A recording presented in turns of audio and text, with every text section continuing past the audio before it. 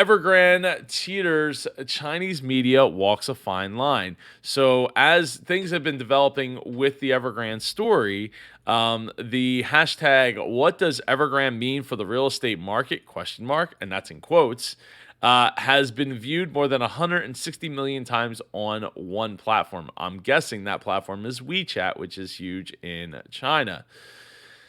But if trouble threatens for China's economy, you wouldn't know about it from reading the country's headlines. Apparently, they have just mostly been staying away from talking about Evergrande, probably to kind of quell the panic. But the problem with doing that is, we have social media, they have social media, and people talk. And when you start talking about affecting like a third of the economy, a lot of people are going to talk, and a lot of things are going to come out that you don't necessarily want to come out.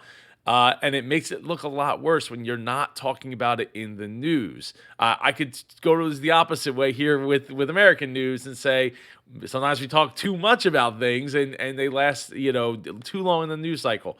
But the opposite is people panic because then, they're like, "Oh, well, they're not talking about it," but clearly it's a problem.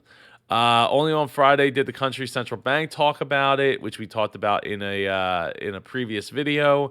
And yeah, it's kind of scary because like they have protests going on, and people that like want their money, they want to feel secure, they want to feel safe, and they're not getting it. They're not even feeling secure in thinking that everything's going to be safe and secure, and everything's going to work out the way it needs to for them as well as the rest of the world.